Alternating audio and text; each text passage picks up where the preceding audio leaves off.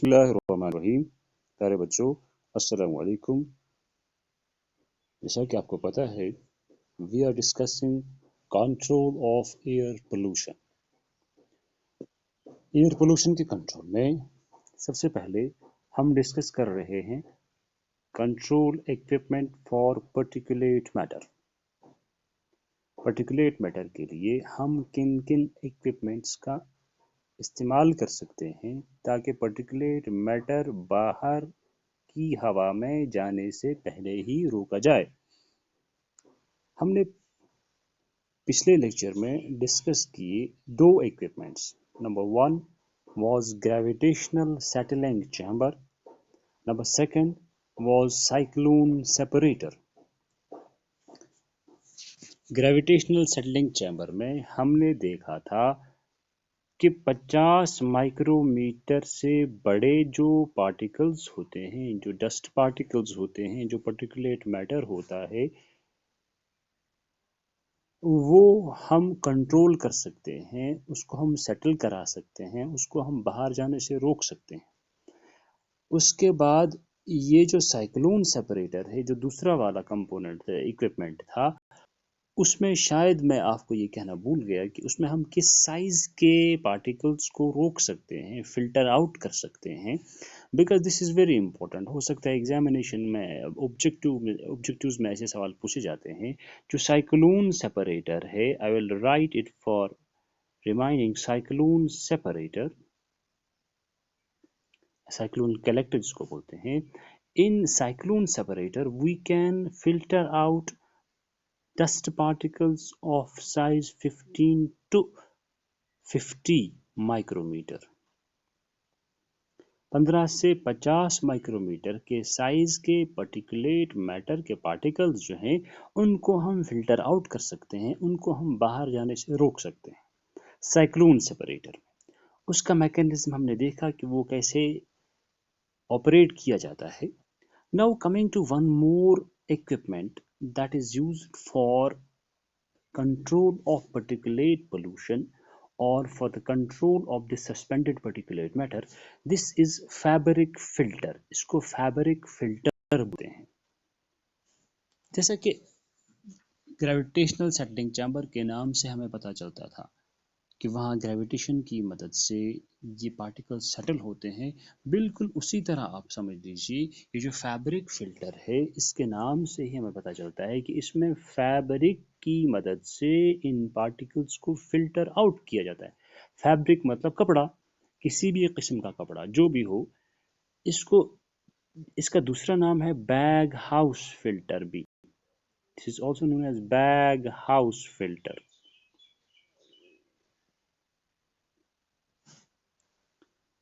Now, what happens in bag house filter या this fabric filter, ये कैसे काम करता है? Look here, I will show you first the diagram। मैं आपको बार बार बोलता हूँ डायग्राम बहुत ज़रूरी है। ये है बैग हाउस फिल्टर या फैब्रिक फिल्टर। इसमें क्या किया जाता है? पोल्यूटेड गैस, ये जो यहाँ से आप देख सकते हैं स्पॉटलाइटेड, ये जो है यहाँ से इनलेट फॉर पोल्यूटेड एयर, जो हवा पोल्यूटेड होती है, जो इंडस्ट्री से निकलती है, जो फैक्ट्री से निकलती है या किसी भी यूनिट से निकलती है, इसको पहले इस फैब्रिक फिल्टर के ज़रिए थ्रू पास किया जाता है। This is the inlet for polluted air. ये अंदर आने की जगह है। इस बैग हाउस में, इस बैग हाउस फिल्टर में इस हवा को यहाँ से अंदर किया जाता है और this is these are the filter bags। ये वाले जो हैं, सिंपली आप समझो ये कर्टन्स हैं, जैसे पर्दे होते हैं मुख्तलिफ किस्म के। जिस तरह से हमने ग्रेविटेशनल सेटलिंग चैम्बर में देखा कि वहाँ हमने ऐसे ऐसे ट्रेज रखी थी हॉरिजॉन्टल रोज में, ताकि इन पार्टिकल्स को ज़्यादा से ज़्यादा जगह मिले फॉर सेटलिंग डाउन। इसी तरह से इसमें क्या किया जाता है काम, जब पोल्यूटेड एयर इसमें दाखिल की जाती है, इसको इस फैब्रिक से पास किया जाता है, इन कपड़ों के थ्रू पास किया जाता है।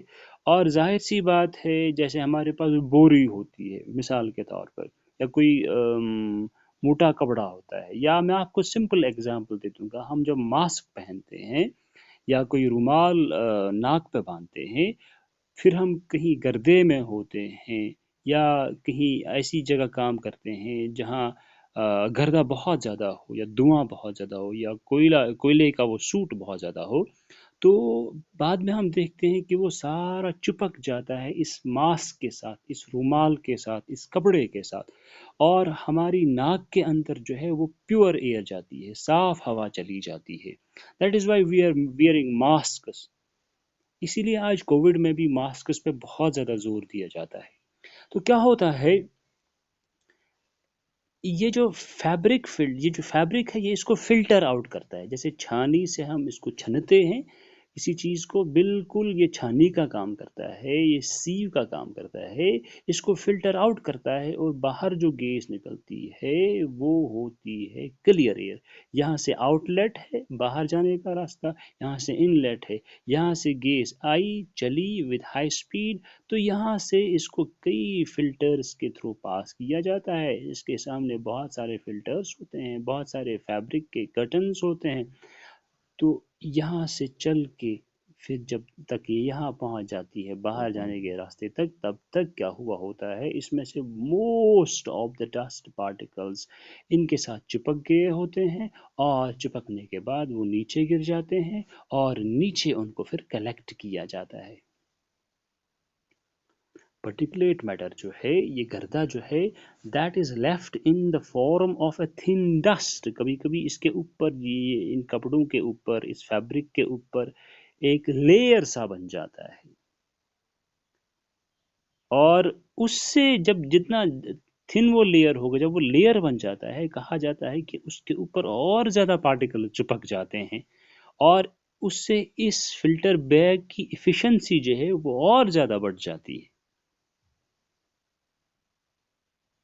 ट्यूबुलर बैग जो है क्लोज्ड है अपर एंड से, नीचे ये हॉपर है, ये दिस हॉपर टाइप दिस, जिसमें ये कलेक्ट होते हैं ये डस्ट पार्टिकल्स, ये ऑलमोस्ट ऑफ द साइज, ये I tell you the size, तकरीबन इट इज सेड कि 0.5 microns, I write it out, 0.5 microns तक, 0.5 माइक्रोमीटर जिसको बोलते हैं, सब माइक्रोन पार्टिकल्स, जब इसके ऊपर मिट्टी चढ़ती है, इन बैग्स के ऊपर जब ये जमा होता है, इसका लेयर बन जाता है, फिर और ज़्यादा फिल्ट्रेशन होती है। तो ऐसे बहुत सारे बैग्स को हंग किया जाता है। देखो अब यहाँ देख सकते हैं, इनको लटकाया जाता है इस बैग हाउस के अंदर, ताकि एफिशिएंसी बढ़ जाए, ज़्यादा से ज़्यादा फिल्ट्रेशन हो जाए। और इसके लिए क्या करना है काम, इसकी लाइफ एफिशिएंसी बढ़ाने के लिए इनको कंटिन्यूअसली साफ करना पड़ेगा। They must be cleaned frequently. Mechanical shaker से इनको इसको शेक किया जाता है, और इनसे ये गर्दा जो है सेटल नीचे करवाया जाता है, उठाया जाता है, ताकि ये इसके ऊपर ज़्यादा मोटा जो है लेयर ना बन जाए, फिर ये ब्लॉक ही हो जाए। This is the mechanism of working of this fabric filter और बैग हाउस फिल्टर। एंड इसकी एफिशिएंसी बहुत ज़्यादा है as compare to cyclone separator and as compare to gravitational settling chamber. There is one more and very important equipment that is used for control of particulate matter, and that is known as electrostatic precipitator. Electrostatic precipitator जो है, ये भी एक equipment है जो use किया जाता है इन इंडस्ट्रीज़ में, इन फैक्ट्रीज़ में, या जहाँ से ये गैस खारिज होती है, जो पोल्यूटेड गैस होती है, जिसमें पर्टिकुलेट मैटर होता है या गैसियस मैटर होता है, जो ऑब्नॉक्शियस होता है, जो हार्मफुल होता है। तो this instrument, this is known as electrostatic precipitator. जैसे नाम से पता चलता है that this instrument or equipment, it works on the principle of electrostatic precipitation। मतलब ये electrically charged particles present in the polluted gas, they are separated from the gas stream। Electric field की मदद से बिजली की करंट की मदद से बिजली का एक फील्ड बनाया जाता है, इलेक्ट्रिक फील्ड जिसको बनाया जाता है। फिजिक्स वाले अगर होंगे उसको ज़्यादा समझ सकते हैं। इलेक्ट्रिक फील्ड तैयार किया जाता है और उसके इन्फ्लुएंस के अंडर इस पोल्यूटेड गैस को सेपरेट किया जाता है। I'll tell you इसका मैं इसकी डायग्राम आपको दिखाऊंगा। Look here, this is electrostatic precipitator. ये इलेक्ट्रोस्टैटिक प्रेसिपिटेटर है। ये इसका इनलेट है, ये इसका इनलेट है पोल्यूटेड गैस के आने का। यहाँ से पोल्यूटेड गैस लाई जाती है, इसमें चलाई जाती है। इसमें होता है ये वाला जो है, this is positively charge surface होती है ये वाली। This is positively charge surface, इसको ग्राउंडेड बोलते हैं। और ये वाला होता है, ये लंबी रॉड जो होती है, this is high voltage electrode, जिसमें तकरीबन 50 केवी की बिजली सप्लाई पार की जाती है। High voltage almost of 50 KV discharge electrode wire है, मोटी वायर है, इसको इलेक्ट्रोड बोलते हैं। इसके नीचे एक वेट है ताकि इंटैक्ट रहे, इसको पोजीशन में रखने के लिए। जैसे यहाँ लिखा हुआ है, this is the weight to keep the wire in position, इसको सीधा रखने में। अब क्या किया जाता है, यहाँ से गैस एंटर होती है, this is the inlet, it flows upwards, ऊपर की तरफ चलती है, between the high voltage electric wire and the grounded surface, यहाँ से चलती है। इसमें 50 केवी की बिजली चल रही है।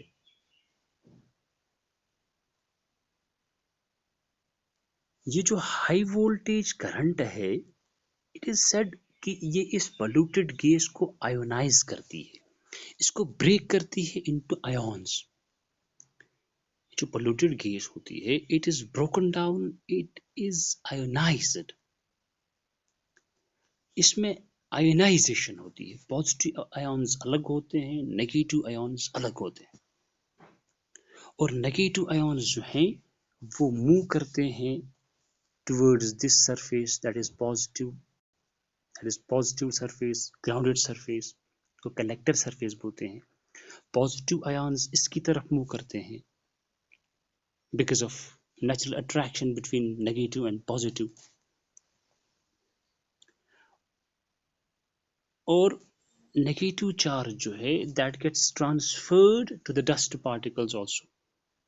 नेगेटिवली चार्ज डस्ट पार्टिकल्स जो है, they are electrically drawn towards the positively charged collector surface.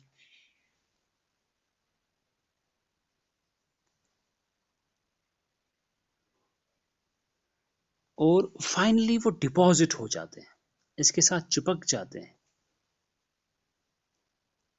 Collecting surface जो है, that is vibrated rapid periodically. ये जो कलेक्टर सरफेस होता है, इसको पीरियडिकली कंटिन्यूअसली कई बार इसको वाइब्रेट किया जाता है, ताकि इसके ऊपर जो गर्दे के पार्टिकल्स हैं वो नीचे चले आए। जो इलेक्ट्रिकली हमने जिनको सेपरेट किया, इनको अलग किया जाता है by vibration, by mechanical shaking.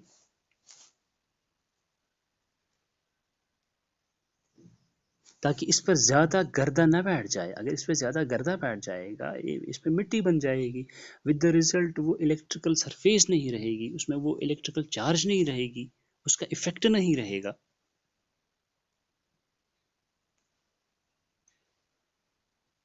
या ये इलेक्ट्रिकल अट्रैक्शन जो है वो कम हो जाएगी, वो वीक हो जाएगी, और उससे एफिशिएंसी जो है प्रेसिपिटेशन की वो कम हो जाएगी। इट इज सेड कि ये जो इलेक्ट्रोस्टैटिक प्रेसिपिटेटर है, इसकी एफिशिएंसी बहुत ज़्यादा है, 99% या मोर देन 99%, 99+% इसकी एफिशिएंसी, 99 से भी ज़्यादा परसेंट इसकी एफिशिएंसी है। मतलब ये कि ऑलमोस्ट सारा जो डस्ट है जो इस पोल्यूटेड एयर में होता है, ये यहाँ पे अलग होता है और इसको नीचे जमा किया जाता है और इसके लिए यहाँ से आउटलेट है बाहर जाने के लिए जहाँ से इसको रिमूव किया जाता है और अल्टीमेटली जो बाहर एयर जाती है यहाँ say that is almost clean. वो तकरीबन बहुत क्लीन होती है, almost 100% clean. This is because of the generation of an electric field in this equipment.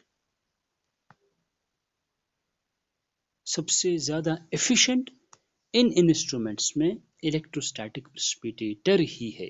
कभी कभी एग्जाम में ये क्वेश्चन भी पूछा जाता है कि इलेक्ट्रोस्टैटिक प्रेसिपिटेटर की एफिशिएंसी कितनी है, या चार इंस्ट्रूमेंट्स का नाम दिया जाता है और कहना होता है कि कौन सा इनमें सबसे ज़्यादा एफिशिएंट है।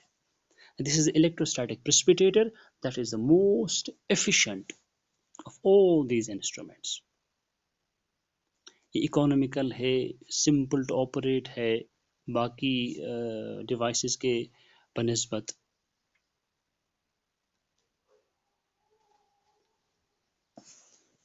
Similarly there are some more instruments. अगर आपको याद होगा लास्ट लेक्चर में हमने लिखा था, उनको हमने शायद वेट कलेक्टर्स बोला था। Will move forward.